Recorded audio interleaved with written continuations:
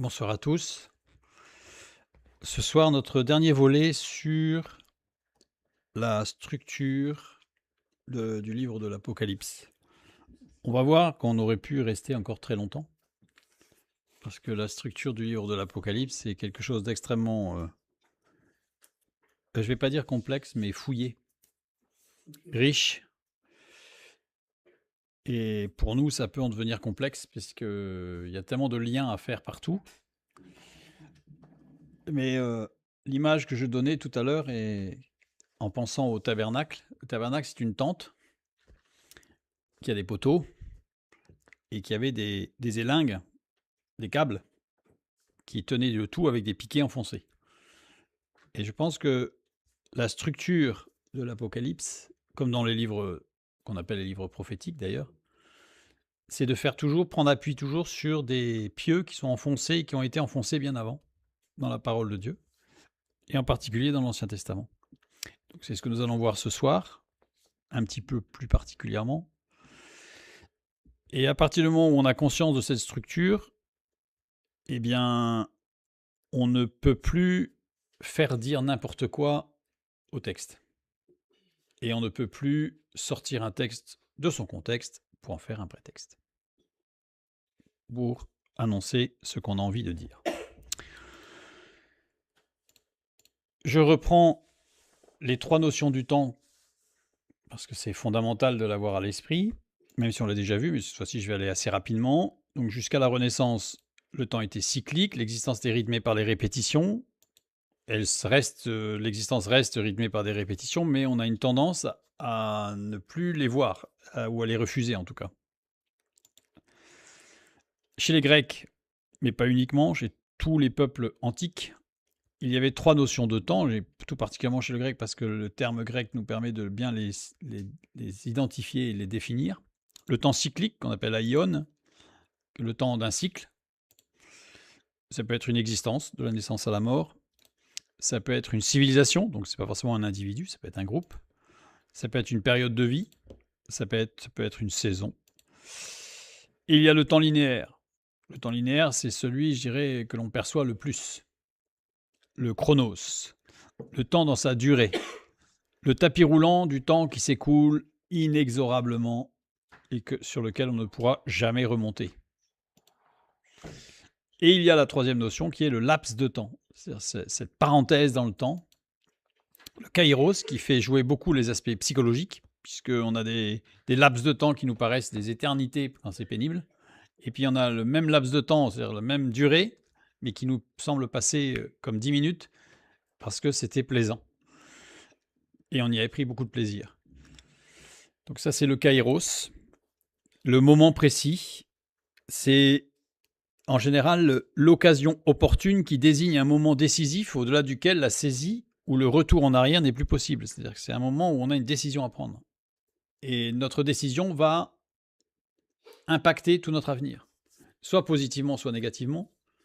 Soit on ne prend pas de décision, mais ça veut dire que cette décision, on ne la retrouvera pas vraiment. Elle est unique. Et seule l'action du Saint-Esprit, Dieu, peut nous faire connaître la véritable occasion opportune sans que celle-ci ne soit une impression ou une perception subjective. Et j'ajouterais même sans que celle-ci ne devienne une oppression en disant il faut absolument que je choisisse. Si Dieu nous amène dans un moment de décision, c'est qu'il nous a donné les moyens, les éléments de décider.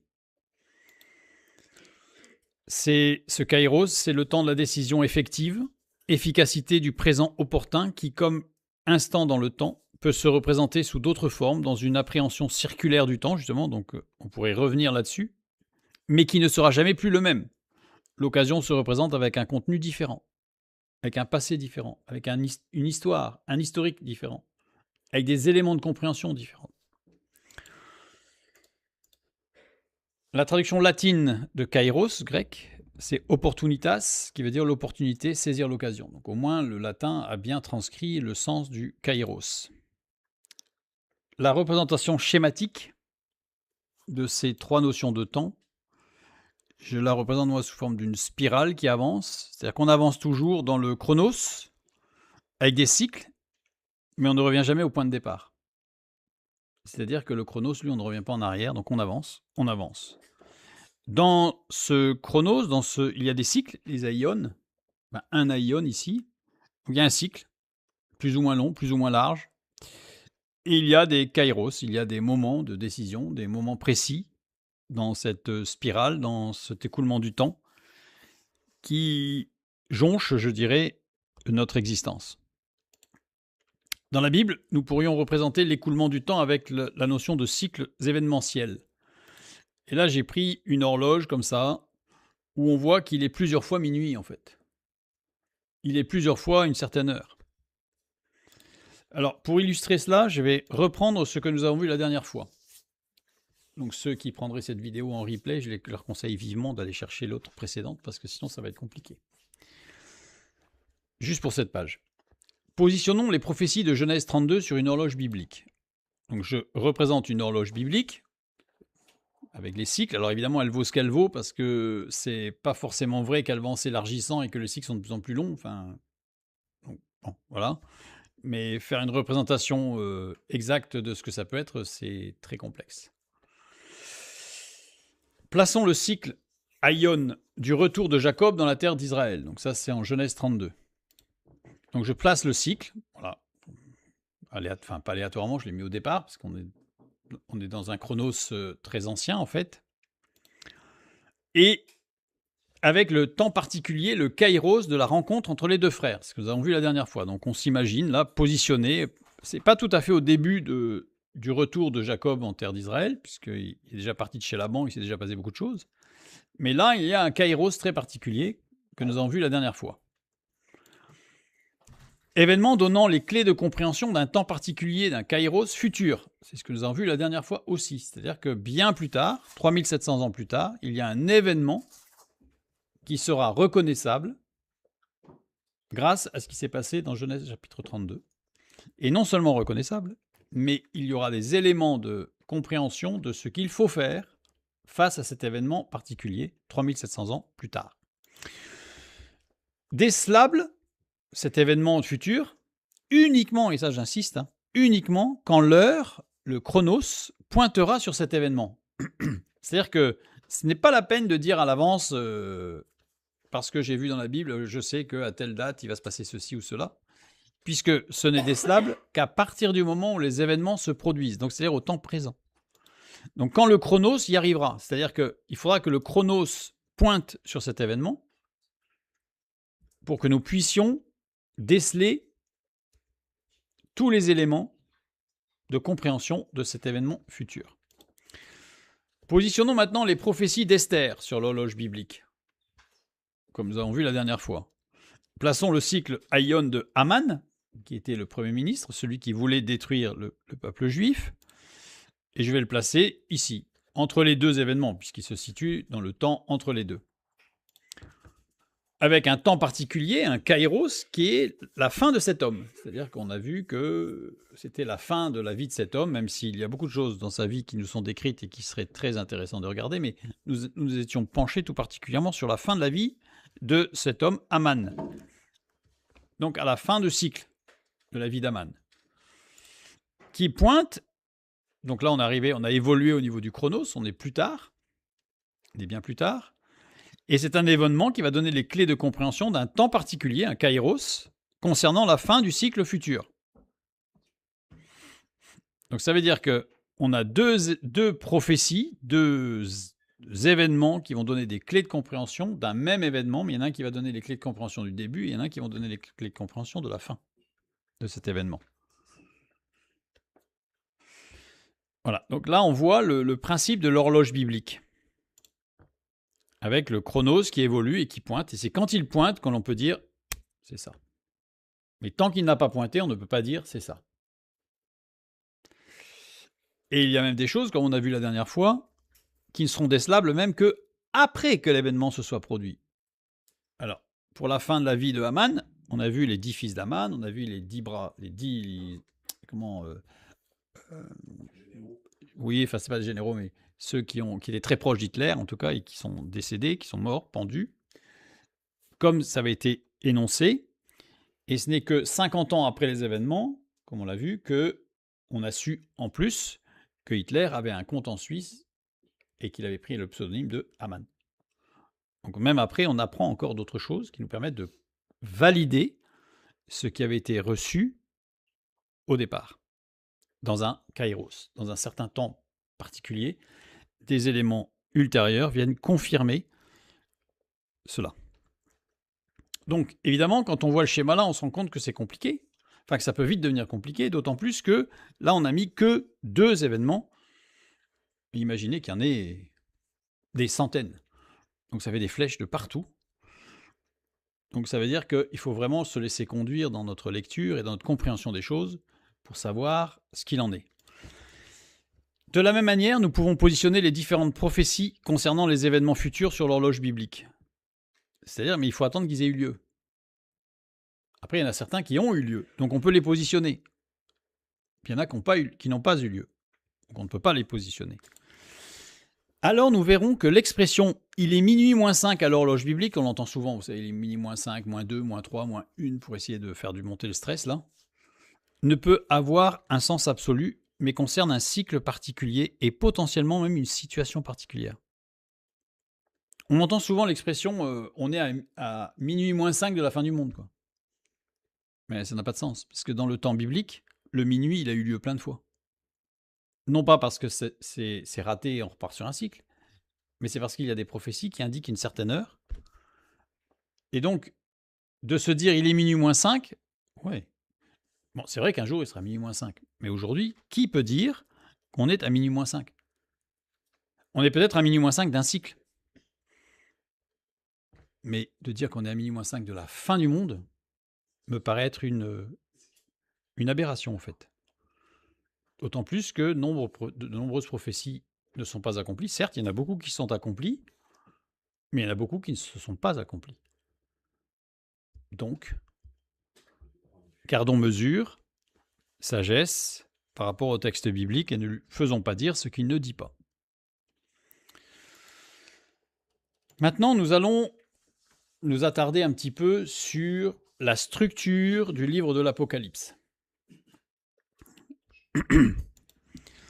Alors, on va d'abord découper en blocs, puisque le livre de l'Apocalypse est découpé en blocs. Le premier bloc, c'est du chapitre 1 jusqu'au chapitre 3. On appelle ça le prologue, c'est-à-dire l'introduction, je dirais, où on a une vision du Fils de l'homme, donc du Fils de Dieu, et on a les lettres aux 7 églises. 7 lettres, une pour chaque église. Ce sont les choses qui sont. C'est-à-dire que le prologue dans l'Apocalypse commence par, je dirais, une photographie de l'état des choses qui sont. Donc on a 7 églises qui sont 7 cas qui englobent, je dirais, tous les cas de figure quasiment que nous pouvons rencontrer d'une église locale, d'un groupe d'églises, d'une dénomination, peu importe. Mais dans tous les cas, on a un descriptif de ce qui est. Ensuite, nous avons l'Apocalypse du chapitre 4 au premier verset du chapitre 8, que j'appellerai la première partie céleste. Nous avons une vision du trône avec une louange à Dieu, Apocalypse chapitre 4 et chapitre 5. L'ouverture des 6 premiers sceaux, Apocalypse chapitre 6. Parenthèse des 144 000 et de la grande foule, Apocalypse 7. Ouverture du 7e sceau. Et enfin, un achèvement silencieux discret dans le ciel dans un transport rapide. J'ai mis ici la traduction que nous avions vue la dernière fois et non pas notre traduction où on a un silence. C'est pour ça qu'elle est en bleu. Je renvoie vers notre dernière étude, l'avant-dernière, pour avoir l'explication de cette partie-là, de cette première partie céleste. Je l'intitulerai « L'agneau de Dieu a l'autorité sur les cycles terrestres du temps de l'Église ». C'est-à-dire qu'en fait, on y voit au travers des sceaux que c'est Dieu qui gère tous les cycles, et en particulier les cycles politiques et sociaux. On peut avoir l'impression que ça va dans tous les sens, que rien n'est géré, que c'est au coup par coup, mais la Bible nous dit que non, Dieu gère tout. Troisième partie, que j'appellerai la deuxième partie céleste, prière des saints à Dieu, chapitre 8, le début du chapitre 8, les 4 premières trompettes, puis une parenthèse avec l'annonce du malheur à venir avec les 3 autres trompettes. Le verset 13, la fin du chapitre 8. Puis, les 3 dernières trompettes. Et enfin, 2 témoins et le petit livre dans Apocalypse chapitre 10 et chapitre 11. Faisons un petit détour pour bien comprendre ce qui se passe. Les 7 trompettes. Apocalypse chapitre 8 à 11. Première trompette. Une pluie de grêle et de feu mélangée de sang tombe sur la terre. 1/3 de la terre, les arbres et l'herbe verte est brûlée. Deuxième trompette. Une grande montagne ardente est jetée dans la mer. 1/3 de la mer devient du sang, 1/3 des créatures marines meurent et 1/3 des navires est détruit. Troisième trompette. Une étoile tombée du ciel appelée absinthe tombe sur le tiers des rivières et les sources d'eau. Les eaux deviennent amères et beaucoup de gens meurent à cause de cette eau. Quatrième trompette. 1/3 du soleil, de la lune et des étoiles est frappé. 1/3 de la lumière s'éteint, plongeant la terre dans l'obscurité. Cinquième trompette. Une étoile tombe du ciel et ouvre le puits de l'abîme. Des sauterelles semblables à des scorpions sortent et tourmentent les hommes pendant 5 mois. Elles n'attaquent que ceux qui n'ont pas le sceau de Dieu. Sixième trompette, l'avant-dernière. 4 anges liés au fleuve Euphrate sont libérés. Une armée de 200 millions de cavaliers tue 1/3 de l'humanité et ceux qui restent ne se repentent pas de leurs péchés. Et enfin, septième trompette. Les cieux retentissent avec des voix proclamant que le royaume du monde est devenu celui de Christ.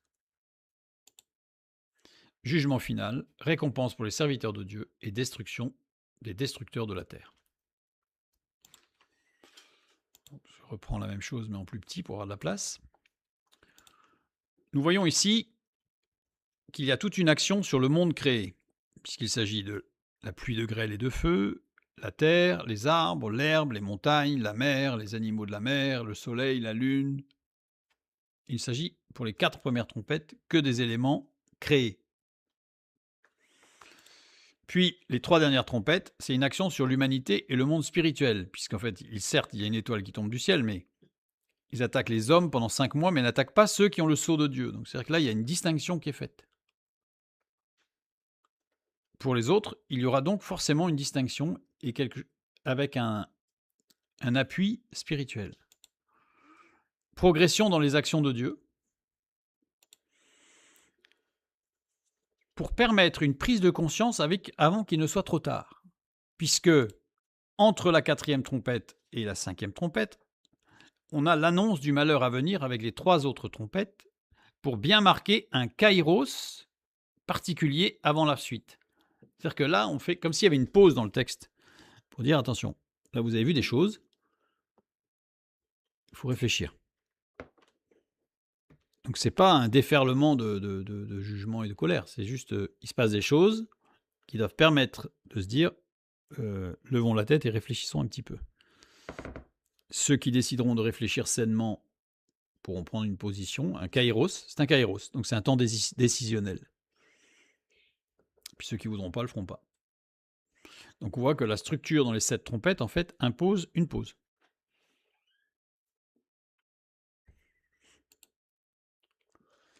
Donc ici, la deuxième partie céleste, un cycle pour interpeller avant un jugement. C'est-à-dire qu'on voit que le cycle ici, il est là, il est construit pour interpeller. Pour que les hommes sur Terre, à un moment donné, puissent se dire « Oula, il faut que je réfléchisse ». Parce qu'il se passe des choses. Donc on a un premier cycle où l'agneau de Dieu a l'autorité sur les cycles terrestres, sur les politiques et sociaux. Puis un deuxième qui nous est présenté en disant Dieu a la maîtrise des éléments naturels pour justement amener à réfléchir. Le cycle des 7 sceaux dans l'histoire de l'Église. Je renvoie vers des études précédentes. Donc on a j'ai dessiné ici rapidement une échelle chronologique des temps de l'Église, des temps même pas de biblique, puisque c'est même avant Jésus-Christ, avec la reconstruction du temple, etc., la mort de Jésus, sa résurrection. Et puis j'ai situé les 7 sceaux, ici, Le premier sceau, le cavalier blanc, le deuxième, le cavalier rouge, le troisième, le cavalier noir, et le quatrième, le cavalier vert. Je renvoie vers nos études précédentes pour montrer de quoi il en retourne, sachant que, évidemment, une fois de plus, cela ne peut être vu qu'à partir du moment où les événements se sont passés.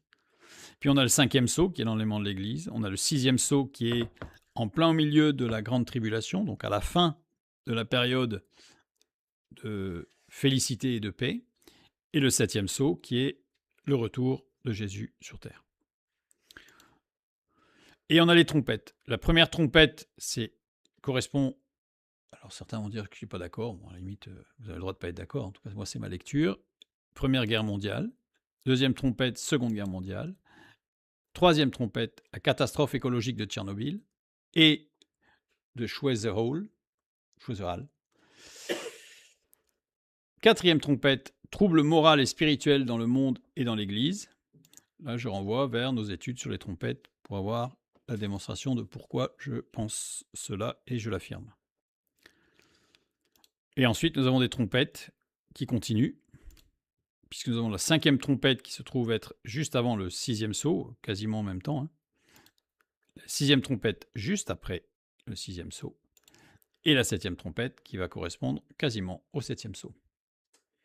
Donc, on voit qu'il y a des superpositions, c'est-à-dire que les cycles ne sont pas, et on l'avait déjà vu, hein, ce sont des cycles dans les cycles. C'est ce que nous avions vu déjà les dernières fois. Il y avait dans la Bible des cycles dans les cycles.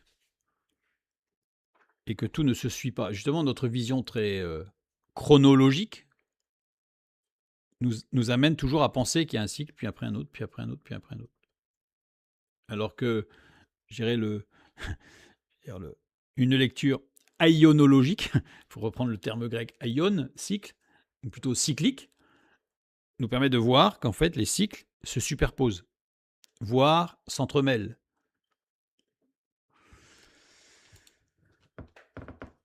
Donc, nous continuons sur la quatrième partie du livre de l'Apocalypse. Il est curieux parce que là, tout d'un coup, entre le chapitre 12 et le chapitre 14, c'est-à-dire 3 chapitres de la Bible, on a un ensemble narratif et théologique. C'est-à-dire qu'on sort complètement du cadre des cycles avec les sceaux, les trompettes, les jugements, des choses qui se passent. On a un ensemble narratif et théologique avec, on nous parle de quelque chose d'assez curieux, la femme et le dragon. On nous parle des 2 bêtes, l'agneau et les 144 000, puis 3 anges, et enfin la moisson et la vendange. On se rend compte déjà ici que les cycles sont interconnectés. C'est-à-dire que non seulement les cycles peuvent se superposer, il peut y avoir des cycles dans les cycles, il peut y avoir des cycles qui s'entremêlent, mais en plus ils sont interconnectés. C'est-à-dire qu'on ne peut pas les prendre de façon indépendante. Parce que, par exemple, ici, nous avons l'agneau et les 144 000, parenthèse, les 144 000 et la grande foule ici dans Apocalypse 7. C'est-à-dire que Apocalypse 14 et Apocalypse 7 sont liés. Alors, ça ne va pas être l'étude de ce soir de savoir pourquoi et comment ils sont liés. Je veux juste souligner qu'ils sont liés. Et on ne peut pas les dissocier. Je continue. Apocalypse 15 et 16. Troisième partie céleste. Les vainqueurs de la bête chantent comme un chant de Moïse. Apocalypse 15. Les 2 bêtes à nouveau. Donc, ce n'est pas Apocalypse 13, mais 14. Là, j'ai des références qui ne sont pas bonnes parce que c'est 15 de mémoire. Il faudra remettre parce que c'est pas tout à fait juste. Là, j'ai des copier-coller malheureux. L'agneau et les 144 000, donc ça, c'est dommage parce que c'est un copier-coller malheureux. Et c'est dommage parce que j'ai... Bon, la troisième partie céleste, j'ai raté les événements. Mais c'est pas grave, on va y revenir juste après. Justement ici. Je vais revenir sur Apocalypse 15. Parce que Apocalypse 15, en réalité, se fait l'écho d'Apocalypse 10 et 11. Je vais mettre d'un côté Apocalypse 10 et 11, de l'autre côté Apocalypse 15. La localisation d'abord. Dans les chapitres 10 et 11, c'est entre la 6e et la 7e trompette. Dans le chapitre 15, entre l'annonce et le déversement des 7 coupes. Et l'écho structure identique, une pause solennelle et céleste avant le jugement final, 7e trompette ou 7e coupe. C'est-à-dire qu'on a à chaque fois une pause avec une annonce solennelle en disant « Attention », à nouveau, comme tout à l'heure quand on l'a vu. On a le signe céleste, un ange puissant descend du ciel dans Apocalypse 10, 11. Dans Apocalypse 15, c'est 7 anges tenant les 7 dernières plaies qui descendent. Présentation d'un porteur céleste du jugement sous une forme glorieuse et impressionnante. On a la même structure, la même logique. On a un petit livre. L'ange tient un petit livre ouvert que Jean doit manger pour prophétiser à nouveau, dans Apocalypse 10 et 11. Et au chapitre 15, on n'a pas de livre, mais la scène est celle de l'accomplissement du contenu du livre. C'est-à-dire qu'en fait, on a le livre et l'accomplissement du contenu du livre. Une sorte d'écho, de symétrie. Lien prophétique, la mission de prophétie donnée à Jean, au chapitre 10, trouve son point culminant dans la révélation du jugement définitif au chapitre 15. Là, ça commence à laisser poindre, en fait, qu'on va avoir une structure en chiasme, avec une symétrie. On a la mer. Au chapitre 10 et 11, l'ange pose son pied droit sur la mer et son pied gauche sur la terre. Et au chapitre 15, les vainqueurs se tiennent sur une mer de verre mêlée de feu. La mer, symbole du chaos et des peuples, est ici transformée en verre et purifiée, le feu, devant le trône, écho et transformation. Le cantique, pas de cantique à proprement parler, mais la proclamation des mystères de Dieu, chapitre 10 et 11. Les vainqueurs chantent le cantique de Moïse et de l'agneau. Le thème de la louange pour les jugements justes de Dieu est central dans les deux pauses. Le temple céleste. À Jean est donné un roseau pour mesurer le temple et l'autel. Au chapitre 15, le temple céleste est ouvert par la sortie des 7 anges. Le temple est le lieu d'où émane la mesure, jugement de Dieu. Il est d'abord protégé, au chapitre 11, puis source du jugement ultime, au chapitre 15. On a les témoins, les vainqueurs. Présence des deux témoins qui prophétisent et sont vainqueurs malgré la mort, au chapitre 10 et 11. Présence des vainqueurs de la bête, debout sur la mer de verre, au chapitre 15. Figure centrale des témoins fidèles qui traversent la persécution. Les deux témoins préfigurent tous les saints vainqueurs. Donc on a vu qu'il y avait quelque part entre le chapitre 10 et 11, les chapitres 10 et 11 et le chapitre 15, un écho entre la prophétie et l'accomplissement de la prophétie. Apocalypse 10 et 11 est une scène de prophétie et de témoignage. Apocalypse 15 est une scène d'accomplissement et de jugement définitif. Apocalypse 10 et 11, la scène se situe au milieu de l'histoire. La mission des deux témoins dure 1260 jours, 3 ans et demi. Le jugement, la 7e trompette, est annoncé au verset 15 du chapitre 11, mais non décrit en détail. L'accent est sur la mission de l'Église dans un monde hostile, au chapitre 10 et 11. Au chapitre 15, la scène se situe à la fin du processus, il n'y a plus de délai, plus de mission à accomplir. Les vainqueurs ne sont plus en train de lutter sur terre, mais ils sont déjà debout victorieux devant le trône. L'accent est sur la consommation du jugement et la victoire définitive des saints. Donc on a l'accomplissement. On a encore une autre vision qui s'appuie cette fois-ci sur l'Ancien Testament, que je vais appeler l'Exode nouveau. Dans Apocalypse 10 et 11, nous avons une allusion à l'Exode qui est implicite. Mesurer le temple comme un nouveau sanctuaire, les deux témoins avec des pouvoirs de Moïse et d'Élie. Alors ça correspond à l'Ancienne Alliance. Dans Apocalypse chapitre 15, elle devient explicite et centrale. Le cantique de Moïse et le cantique de l'agneau. Chapitre 15, verset 3. Le cantique de Moïse, que l'on trouve dans Exode chapitre 15, célébrer la délivrance d'Israël de l'esclavage en Égypte après les plaies et le passage de la mer Rouge. Il y a une résonance très forte, en fait, avec ce qui se passe ici dans Apocalypse chapitre 15. Alors en plus, c'est mnémotechnique, hein. Exode 15, Apocalypse 15. Facile à se rappeler. Le cantique de l'agneau célèbre la délivrance définitive des saints de l'esclavage de la bête après les dernières plaies, les coupes, en se tenant sur une mer de verre, l'équivalent céleste et purifié de la mer Rouge. En fait, on a vraiment un appui sur l'Ancien Testament. On ne peut pas y déroger, c'est-à-dire qu'en fait, on ne peut pas s'éloigner de cet appui. Et après, on a la prophétie, Apocalypse 10, 11, la réalisation, l'accomplissement, Apocalypse chapitre 15. Apocalypse 15 est donc la récapitulation et l'accomplissement céleste du thème de l'Exode énoncé en écho dans Apocalypse 10 et 11. Donc on a des cycles qui sont non seulement interconnectés, entremêlés, des cycles dans les cycles, mais en plus on a des cycles qui prophétisent d'autres cycles. Des cycles qui sont concrets, donc qui ne sont pas juste des paroles en l'air, hein, donc des choses qui vont se passer, mais qui sont à nouveau prophétiques de choses encore futures. Donc, c'est pour ça que je vous dis, l'Apocalypse est un ouvrage qui est extrêmement riche,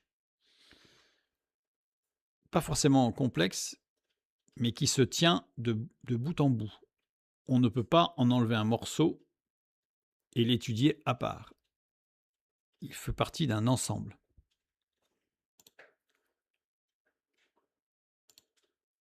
Les 7 coupes, pour cette troisième partie céleste, avec les vainqueurs de la bête qui chantent comme un chant de Moïse.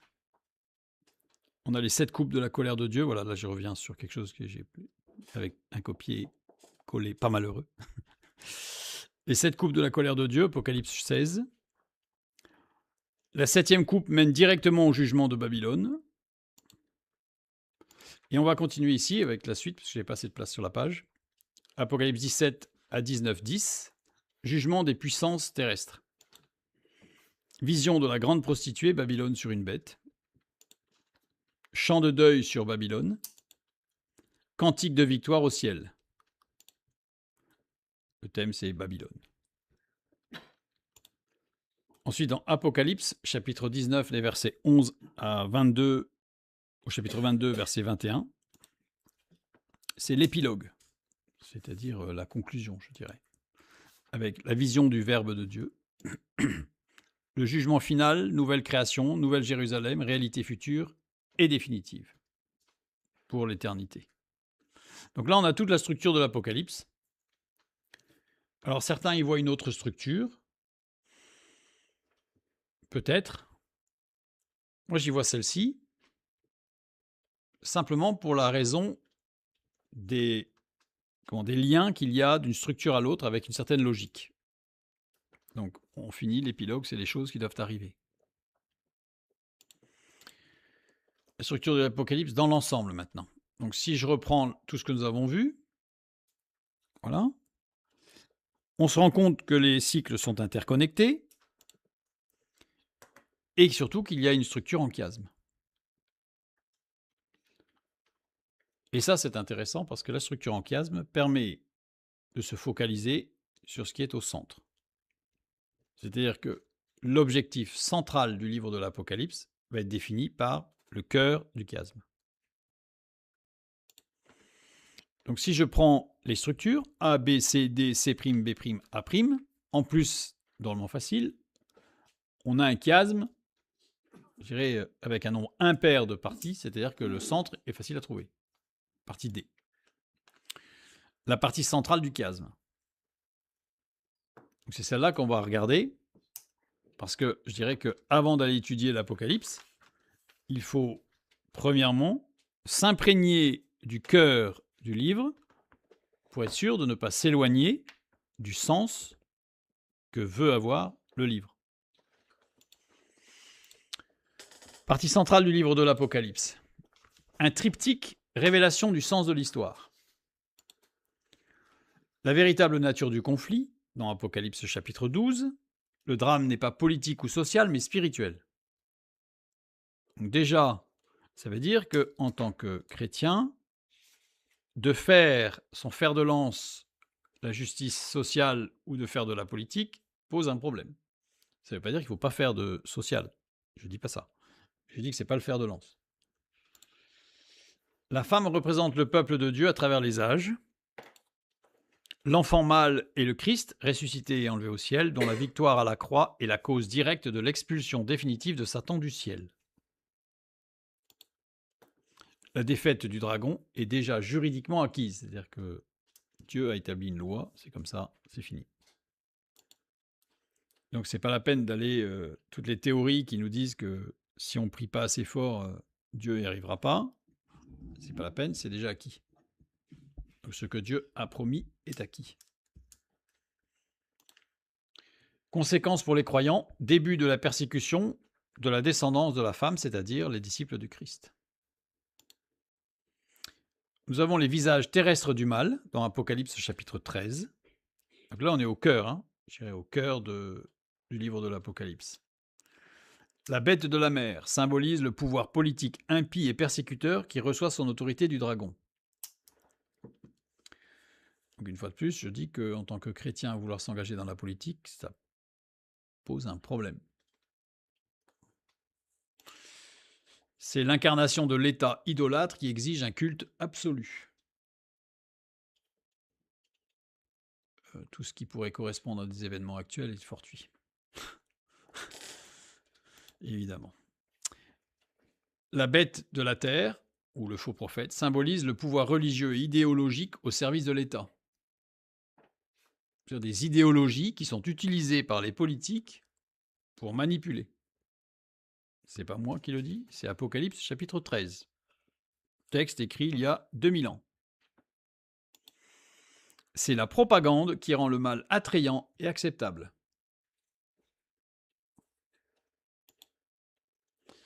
La réponse de Dieu est le dévoilement du dénouement. Apocalypse 14. Contrepoint aux adorateurs de la bête, les 144 000 debout avec l'agneau sur le mont Sion. Ils sont les premiers fruits de la victoire. 3 anges proclament 3 vérités fondamentales. L'évangile éternel avec un appel à la conversion. La chute de Babylone, le système mondial corrompu. Le sort terrible de ceux qui adorent la bête. 2 visions. La moisson pour les élus. La vendange pour les perdus. C'est un thème que l'on va retrouver évidemment à plusieurs endroits dans la Bible, dans le Nouveau Testament, y compris dans l'Ancien Testament avec les vendanges et les moissons. Avec tout le descriptif prophétique dans la Bible de ce qui va être décrit ici dans le livre de l'Apocalypse au chapitre 14. Une fois de plus. Je continue avec la partie centrale de l'Apocalypse, donc de ce livre extraordinaire. Message global des 3 chapitres de la Bible, 12, 13, 14. Révéler l'origine du mal. Nos souffrances ne sont pas absurdes. Elles s'inscrivent dans un conflit spirituel majeur déclenché par la victoire de Christ. Donc toutes les théories qui disent qu'un chrétien ne doit pas souffrir tombent à l'eau. Ça ne veut pas dire qu'un chrétien doit souffrir plus que les autres. Mais un chrétien va souffrir comme les autres, mais avec quelque chose de plus que les autres. Comme je le dis souvent, Dieu ne cherche pas des gens, des hommes et des femmes extraordinaires pour faire des choses extraordinaires. Il cherche des hommes et des femmes ordinaires pour faire des choses ordinaires de façon extraordinaire. Décrypter les mécanismes du mal, c'est ce que dévoile la partie centrale de l'Apocalypse. L'oppression est systémique. Elle combine toujours un pouvoir coercitif, bête de la mer, et un système de séduction et de contrôle, bête de la terre, idéologie, propagande. Toujours. Il y a les deux. La partie centrale du livre de l'Apocalypse est là aussi pour donner une espérance indestructible.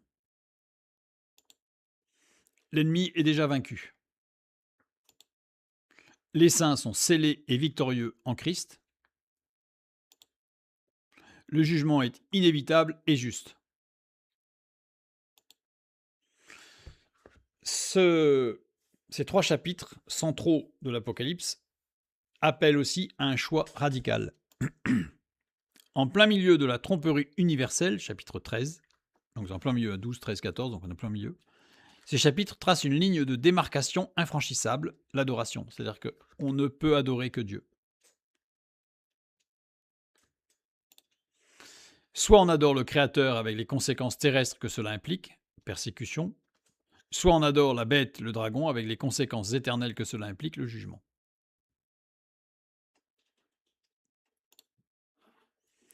Si je devais résumer en une phrase cette partie centrale de l'Apocalypse, c'est-à-dire que c'est le message central. C'est le message qui doit porter toute la lecture de tout le livre. C'est le filigrane, c'est le calque qui doit se poser sur toute notre lecture. Je dirais ceci en une phrase. Malgré la fureur apparente du mal sur Terre, incarnée dans des pouvoirs politiques et idéologiques idolâtres, la victoire définitive appartient au Christ et à ceux qui le suivent, car le grand accusateur a déjà été jeté bas par la croix et le jugement final est désormais certain. On est très loin de l'image de quelque chose d'abominable, d'affreux, de jugement, Non, le message central, c'est de dire à ceux qui sont avec Dieu, tu n'as rien à craindre. Tout est fait, tout est accompli. Et les explications que l'on va trouver dans les différents cycles qu'il y a avant et après montrent que Dieu gère. Et les cycles politiques, et les cycles sociaux, et les événements naturels, entre guillemets, tout. Tout est géré par Dieu. Absolument tout.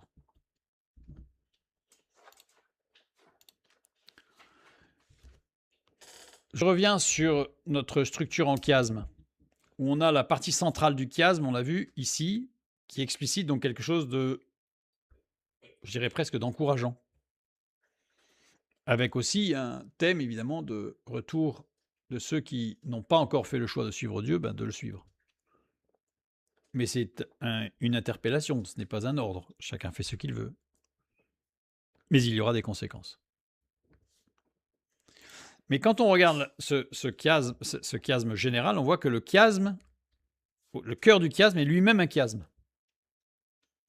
Donc ça veut dire que non seulement on a une idée centrale, mais on va pouvoir aller chercher l'idée centrale de l'idée centrale.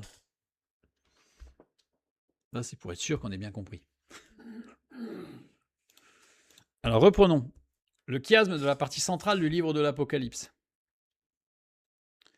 C'est ce que nous avons vu, avec les différentes parties.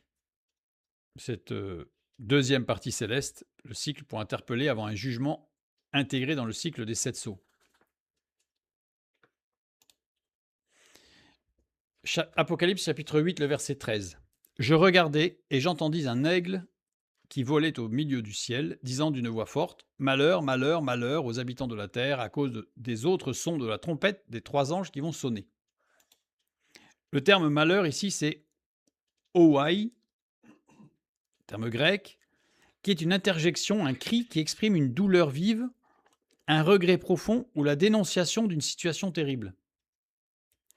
C'est pas quelque chose qui annonce un malheur, en grec. C'est une interjection qui exprime un regret et une dénonciation. Disant d'une voix forte, c'est une expression qui appelle à une exclamation. Le centre de la partie centrale du livre de l'Apocalypse est une formule d'avertissement et non simplement une constatation. Parce que quand on lit « malheur, malheur », on a l'impression que ça y est, c'est fini, de toute façon, c'est presque gentil de nous prévenir, mais c'est fichu, quoi. Alors que le texte en grec nous dit « ressaisissez-vous, attention ». Donc on a encore l'interpellation, c'est-à-dire qu'au centre, c'est l'interpellation. Ce n'est pas que tout est accompli, tout est décidé au niveau du jugement. Oui, les événements sont décidés.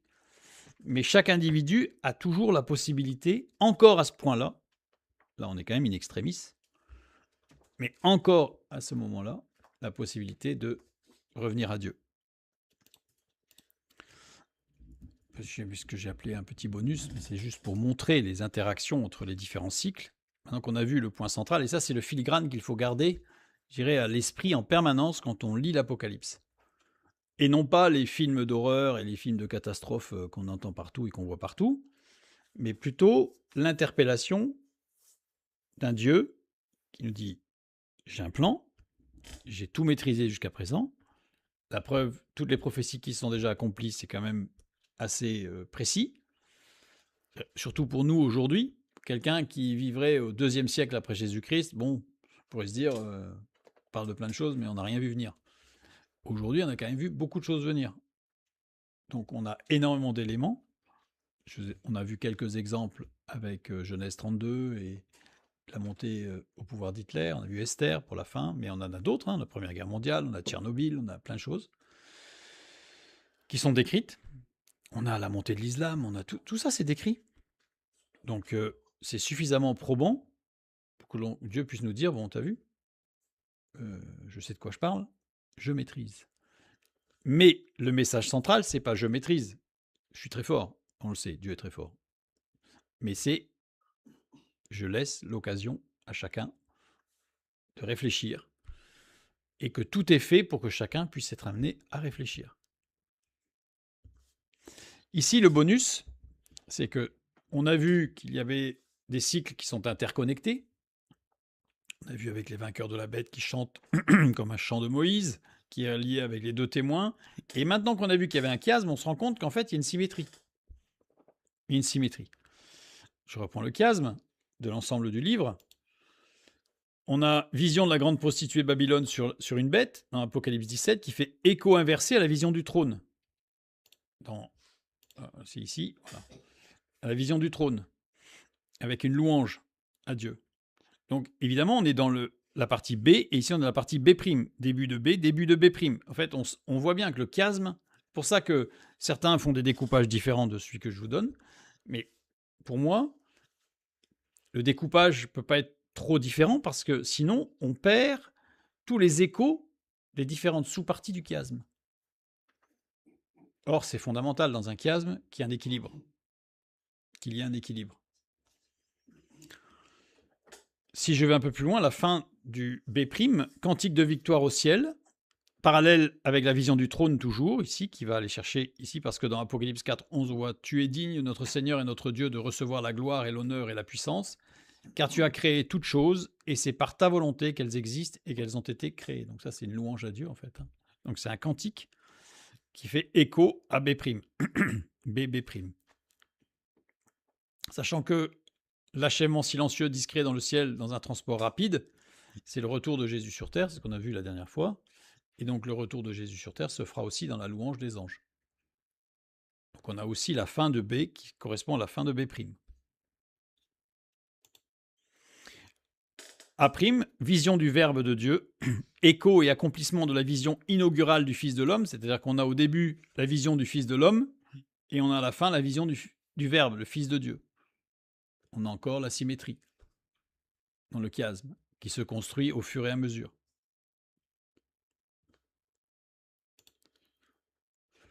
Jugement final à la fin du A', jugement final, nouvelle création, nouvelle Jérusalem, réalité future et définitive, écho des réalités terrestres que nous avions ici, avec l'être cette Église qui sont les choses qui sont. On a les choses qui sont, et on finit par les choses qui seront. Les choses qui sont terrestres, donc qui sont passagères, et les choses qui seront éternelles, qui ne sont pas passagères. Là, on comprend, on comprend qu'une lecture hachée du livre de l'Apocalypse n'est pas possible. C'est pas possible. Il faut déjà commencer par le centre, le message central, ce qui permet d'éviter des écueils d'une lecture catastrophiste, même si oui, elle décrit des catastrophes. Mais l'idée n'est pas d'être catastrophiste. L'idée est d'interpeller sur les événements qui amènent à réfléchir.